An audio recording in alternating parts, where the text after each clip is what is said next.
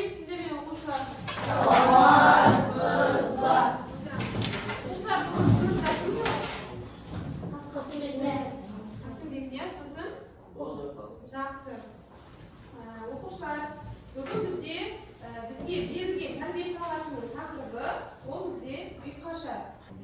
Оқушылар, ең алдымен сабағымызды бастамас бұрын біз сәлемдесіп көрсетіп жасайық. Барлығымыз орнымыздан тұрамыз. Оқушылар, қазір бейнероликте көрсетілген іс-қимылдар арқылы жұбымызбен бірге қайталаушы бейнероликтегі сәлемдесу бейнеролигін қараймыз.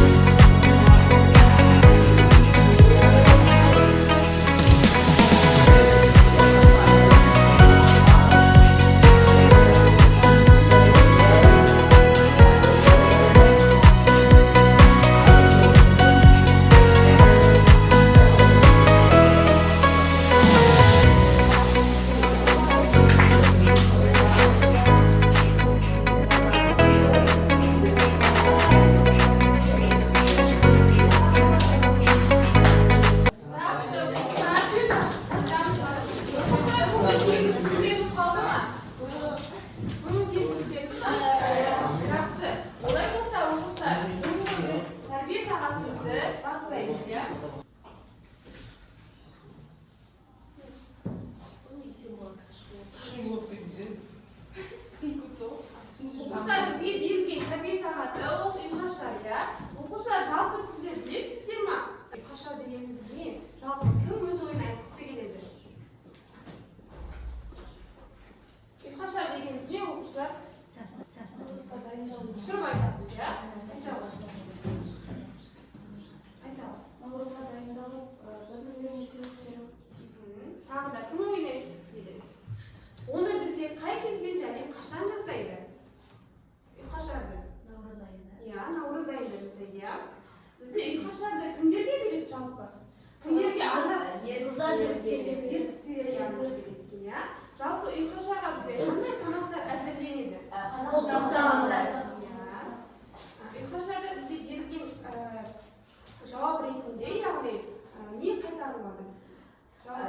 Сыйлықтардан сыйлықтар қайтарылады. Олар жаңа айна әшекей бұйымдар болуы мүмкін. Яғни қыздарды қуанту үшін өздерінің сыйлықтарын алып келеді екен, иә. Келесі, ұйқашар мен наурыз көженің қандай байланысы бар? Ұйқашар мен наурыз көженің байланысын айтыңыздар. Аяғы айтамын. Наурыз көже дегеніміз наурыз мерекесінде берілетін қазақтың ұлттық тағамдарының бірі. Ал ұйқашар дегеніміз наурыз айында болатын, наурыз мейрамының алдында болатын дәстүрдің бірі. Бұл дәстүрде қыз баласы ер адамдарға арнап әртүрлі тағамдар дайындайды, ал ер адамдар сыйластық ретінде оларға әртүрлі сыйлықтар береді. Жақсы. Отырalım. Аяқ жарайсың. Енді оқушылар сіздерге ұйқашар туралы түсіндірдім, иә. Бізде жалпы ұйқашар деп отырғанымыз ол осы наурыз мерекесінде, яғни наурыз қарсаңында өтетін ер азаматтарға арнап қыздар арнайы тағам әзірлейді. Сол тағам әзірленгеннен кейін ол ер азаматтар олардың дәмін көріп, яғни не істейді екен? Оларға сыйлы сөздер дәстүрі арқылы өздерінің сый-сияпаттарын арнайы қыздарға ұсынады екен. Жалпы бізде осы ұйқашар деген жаңа аяр айтып кетті ғой, ер кісілерге арнап не істеу керек? Тағам әзірлеу керек. Соның ішінде қандай тағамдар? Қазақтың ұлттық тағамдары. Қазақтың ұлттық тағамдары. Бізде қазақтың ұлттық тағамдарына жалпы нелер кіреді? Наурыз көже, бауырсақ, қор. Яғни осы жігіттерге арнап біз қыздар, яғни өздерінің тағамдарын әзірлеп, осы ұлдарға өзінің, яғни жігіттерге өзінің сый-сияпатын ұсынады екен. Оқушылар, қараңыздар, жалпы бізде ұйқашар бұл ұлттық дәстүр болып табылады, иә? жігіттер, бізде қазақ халқының көктем мерекесімен байланысты ерекше дәстүрді біз не деп атаймыз? Осы ұйқашар дәстүрін айтаймыз, иә. Ол бізде ұлыстың ұлы күні қашан тойланады? Наурыз айында тойланады екен. Бізде қыздар жігіттерге арнап тәтті дәмді тағамдар әзірлейді, ал жігіттер бізде сый ретінде қыздарға серт еткізер сыйлықтарын береді екен. Бізде ұйқашардың дәстүріне келетін болса, ол бізге жаңағыда айтып кеткендей, ол наурыз мерекесі қарсаңында өтеді. Ол бізде күндерге арнап жасалынады, яғни бұл жігіттерге арнап жасалынады екен. Ал бізде бұл негізгі мақсаты осы ұйқашардың, ол бізде достықты, татулықты нығайту, яғни достар арасындағы сүйіспеншілікті нығайтады екен. Сонымен қатар ол көктемнің жаңару символымен қатар келіп отырады екен. Бізде негізі осы серт еткізер жаңа айтып өттік қой. Ол бізде не болып табылады? Сыйлық береді, яғни бізде серт еткізер дегеніміз ол сыйлық беру дәстүрі. Яғни бұл дәстүрдің де өзіндік бір ерекшеліктері бар, иә. Бізде жігіттер қыздарға айна, тарақ, сырға секілді береді екен, иә. Ал бізде бұл қыздарға құрмет көрсету болып табылады екен, иә. Сонымен қатар айна бізде сұлулықтың, тарақ бізде ұқыптылықтың, және де иіссу бізде ол не болып табылады? Нәзіктіктің белгісі, иә. Ұйқашардың дастарханына келетін болсақ, бізде ұйқашарға арнайы дайындалатын тағамдарға ата кетейін. Бұл бізде наурыз көже, бауырсақ, құрт, ірімшік, және де қой сүті мен қымыз, бал және тәттілер. Бізде ұлттық ойындарға келетін болсақ, яғни осы жаңағы ұйқашар кезінде, наурыз кезінде жалпы ұлттық ойындар ретінде бізде алты бақан, арқан тартыс, және де қыз қуу, асық ату, орамал тастау деген сияқты осы ойындар ойнатылады екен. Жалпы білеміз ғой, осы ұлттық ойындарымызды. Енді бізде жалпы қорытындылай кетсем, мен көп созбай-ақ қояйын, бізде әлі қаншама талай ойындар болады қазір. Ұйқашар дегеніміз бұл қазақ халқының қонақжайлылық, сыйластық дәстүрінің бір көрінісі болып табылады. Және бұл дәстүр жастардың бір-біріне не істеуі? Құрмет көрсетуі, сонымен қатар сыйластық танытуы, өздерінің достар арасындағы сүйіспеншілікті нығайту мақсатында жасалынатын бізде осы салт дәстүріміз болып табылады. Оқушылар жалпы түсінікті ме? Бүгінгі ұйқашарымыз түсінікті ме? Бәріңізге түсінікті болды. Кімде сұрақ бар? Жақсы. Оқушылар ұйқашар дәстүріне байланысты қазір бізде сахналық көрініс қойылады. Көріністе қыздар жігіттерге ұйқашар тағамын береді, ал жігіттер серт еткізер сыйлықтарын ұсынады. Қатысушылар диалог арқылы дәстүрдің маңызын көрсетеді. Көрініске қатысатын қыздар шығамыз.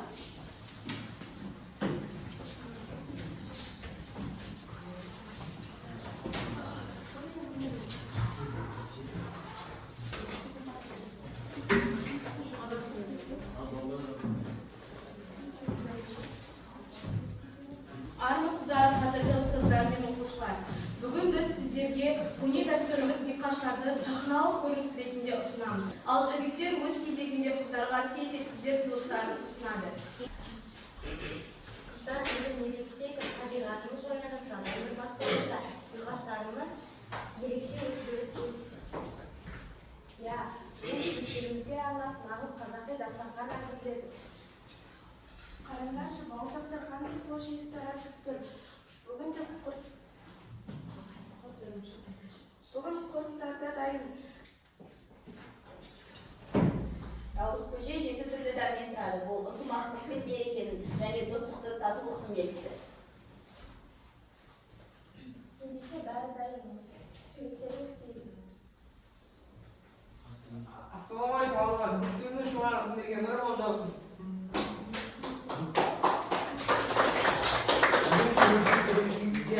Бізге дайындаған ұйқашар дайын ба? Қош келдіңіздер, төрлетіңіздер. Сіздерге арнап наурыз көже, бауырсақ, құрт әзірледік. Құрт асамыз сіздерге арналған жайылды. Отыра қойыңыз, жігіттер.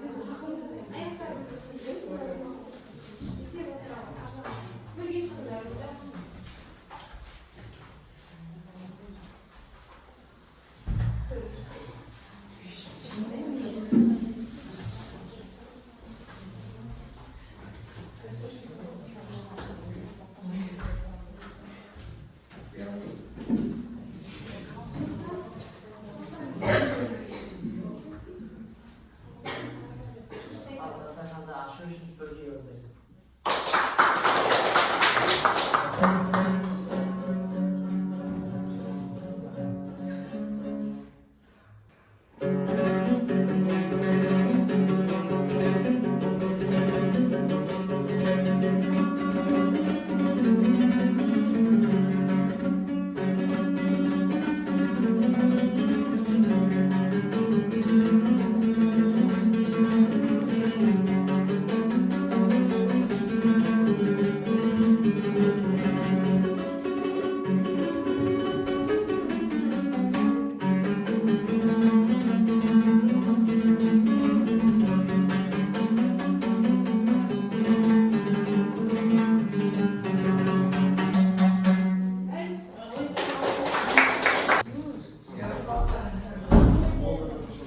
Alkışlar sizlerge alkışlar.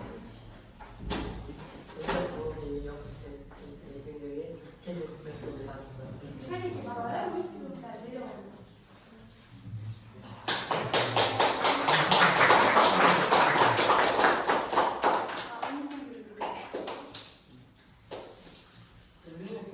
Onun için bir sakın alın. Sizlerge de almışsınız. Sizlerge şunu alalım. Fotoğrafı WhatsApp'a haberlerini belirse.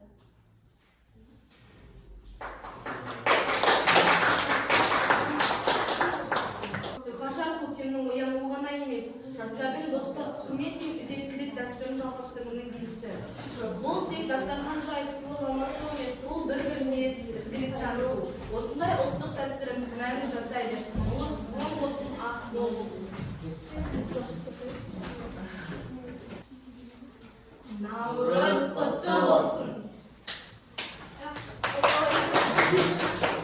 Sizlerge bir tane bağlan şurası, bәріңізге бар ма топтарда? Я Ya var ya. Осыған сіздер өздеріңіздің атына топтарыңызды жазасыздар. Яғни бүгін тапсырмаларды орындау барысында осыны жылжыту арқылы сіздер бүгін жеңіске қай топ жететіндігі туралы біз бүгін білетін боламыз.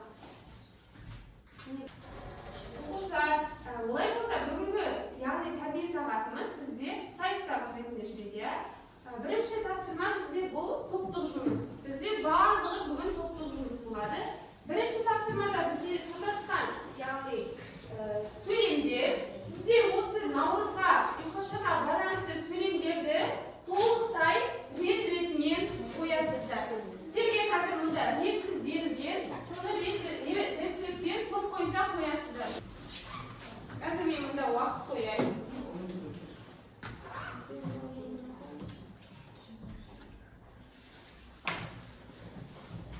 Уақыт берейін. Бірге от қойыңдар барлықтарың. Уақыт кетті. Қазір уже бізде сұралады.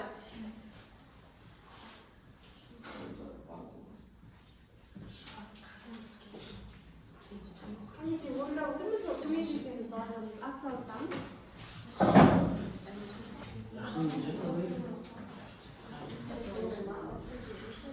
Ауызша. Так, сіздер болдыңыздар ма? Жазып болсын, я барлығы бірдей болсын.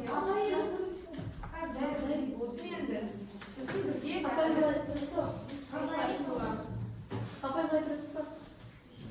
Так, оқушылар 1 минут уақыт қалды.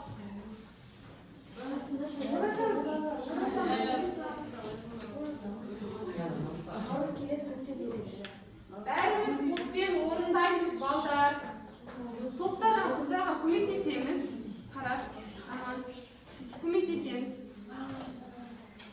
Қыздар бәріміз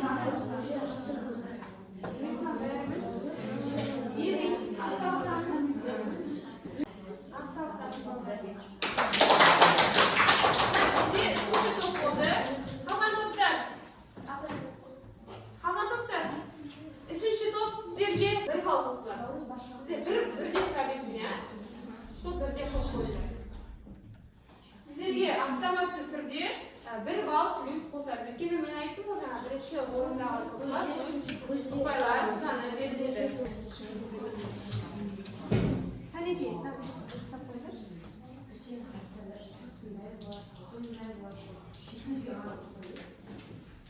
Сізді kaldı. Aşağı basın bir teşekkür.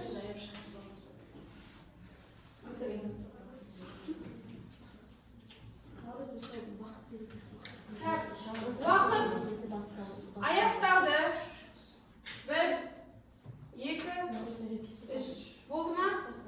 Yaxshi. Chatoq qilsin. Komandirimiz birinchi to'p bo'ldi. Durish davom eting. Siz yozingizdan aking. Aking oldu. Hazır biz bir-birimizden toplarken almastırma arqılı öz-özümüzle bağlayız. Bizde berilgan sizlar o'z top tekshirsizlar.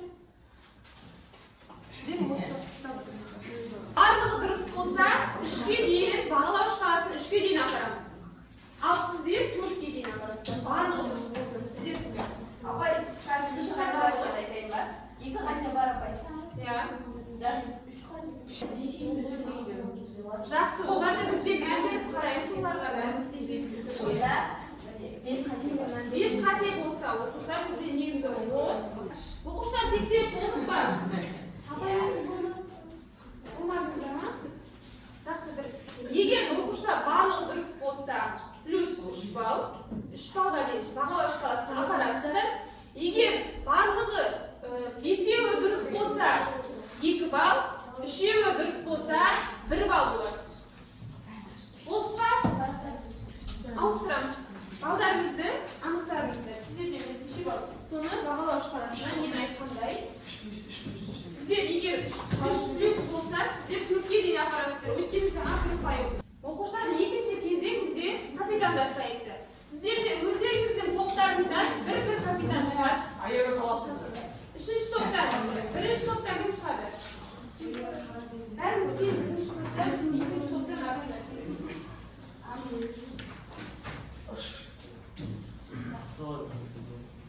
Қазір капитандар өздері сайысатын болады.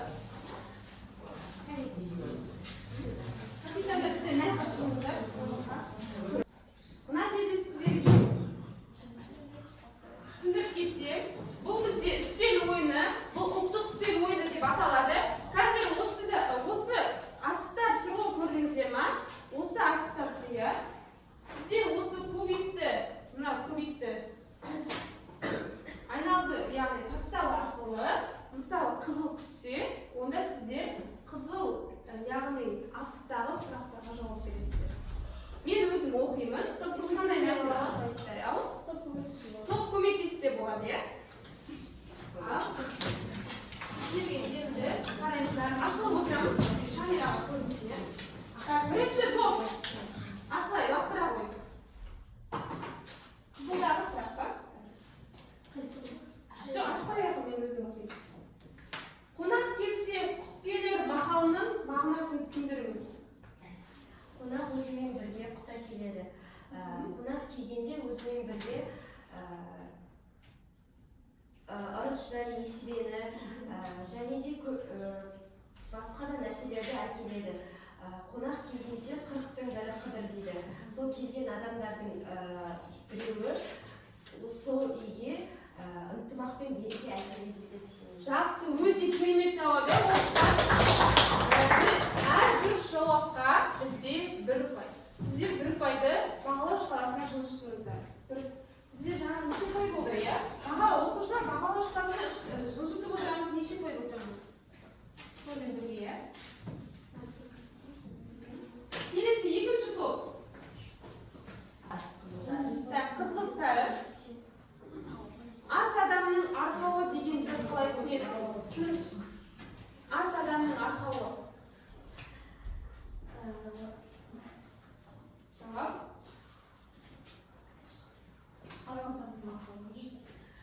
Өзі айтып тұр ғой, ас адамның арқауы дегенді. Ас жауап бере алмасын.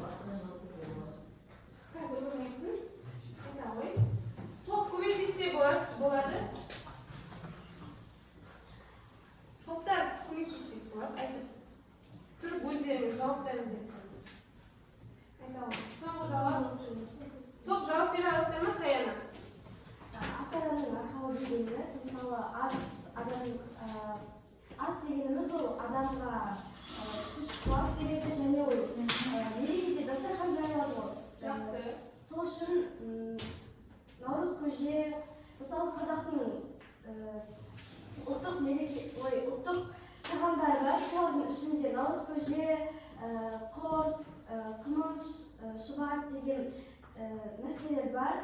Солар адамға бұрында қазақтар солармен тамақтанған, соларға күш қуат берген. Сол үшін ас адамның ақылы деп атап.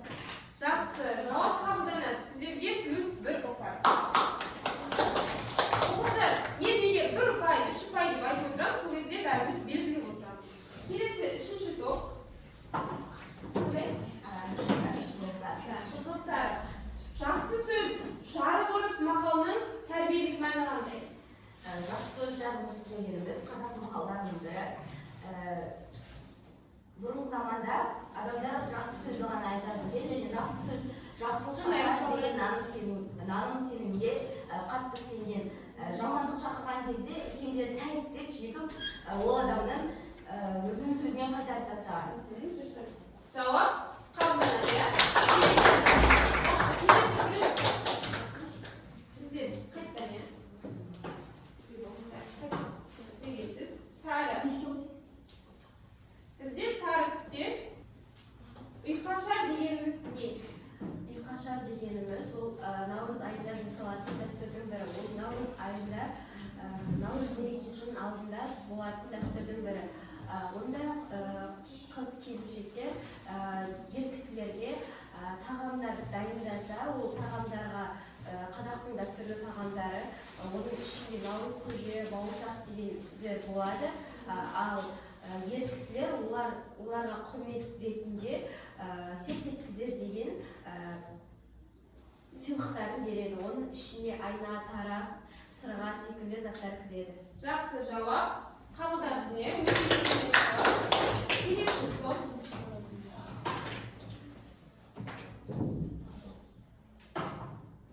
Жасыл, иә? Ұйқашар дастарханда қандай тағамдар қойылады? Ұйқашар дастарханда қазақтың ұлттық тағамдары дайындалады. Мысалы, наурыз көже, бауырсақ, құрт және сүт.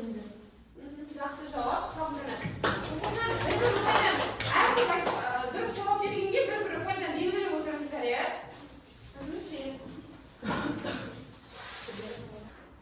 Наурыз көжеге қандай тағамдар кіреді? Наурыз көжеге жеті түрлі дәм қосылады. Олар тары, жүгері. Апай қосып оқып бересің. Жоқ, өзің айтып көр, ойынша айтып. Наурыз, тары, жүгері, бидай. Не айтсаңыз, иә? Қазы, шұбат, кейде айран қосып жатады, сүт қосады. Үйде болды ма? Үйде болмады, иә? Мейіз қосады.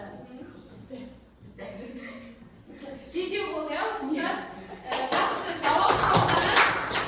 Мен жауап қабылданады дегенде 1 ұпайдан белгілеп отырыңыздар, иә? Жақсы қыздар, рахмет болды.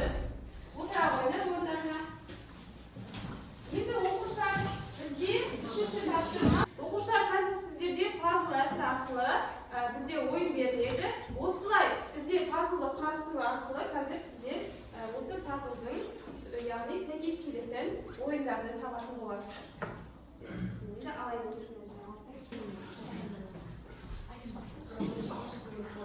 мынау пазл әдісі, оқушылар. Мына жерде берілген сіздер пазлды құрастыруға жетсіздер.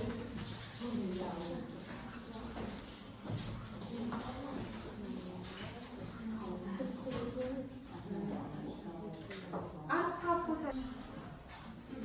Жақтау, қол күрес, бар.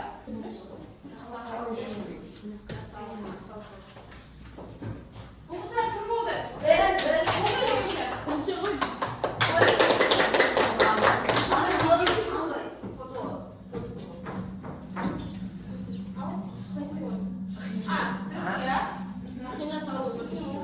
Сақина салу. Екінші балғыма. Теңге салу, теңге алу.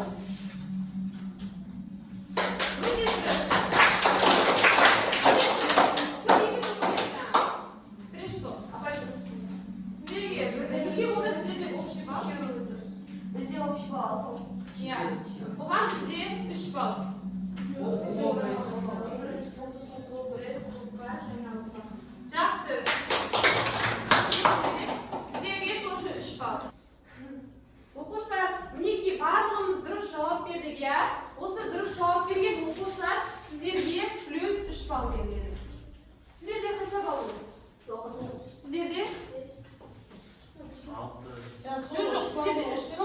bol berdik. Aka, ana 3 bol qo'sasin, 3 bol mana.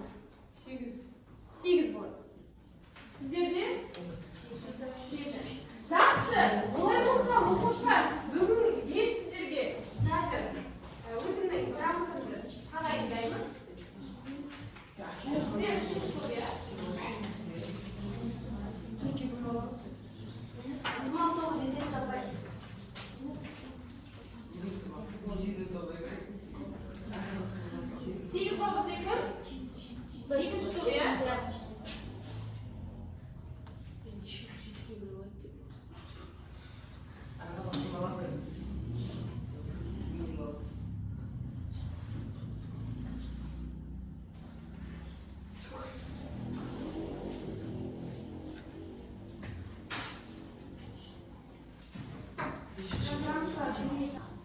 O'quvchilar bo'lay bo'lsa, gramotlarni qaranglaymiz. Uyqashar Toshkent shaharida tarbiya soatida belsizlik tanishdi. Ultiq dasturlarni dasturchi erishga intasmet tadbirlik ko'rsatgani uchun birinchi top marafotlanadi. 3-chi o'rinda.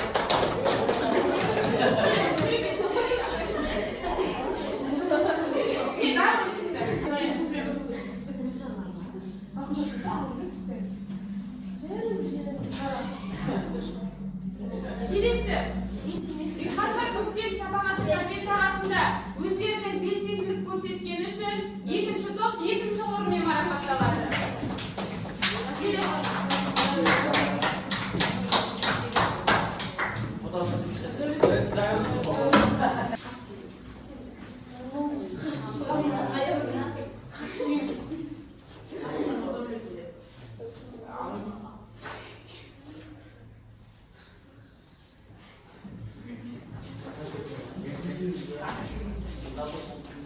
Uyqashar Toshkent shaharida tarbiya soatida belsizlik tanitib, birinchi o'rin egenga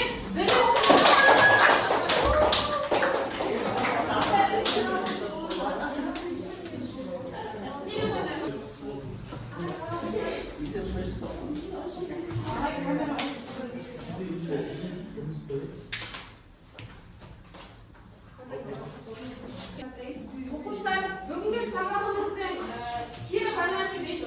O'quvchilar mana shu yerdan asblarimizni barlig'imizni olish asblarni. O'zi ya'ni asblarni alohida bizga jasur asblarni tushundim. Al qizil asb bizga albatta izlanuvim kerak. Al bizga ko'p sara asb bu tushunmadim. Qaniki? Barimiz o'zlarini ishga solaylik. Sizga savol berdim.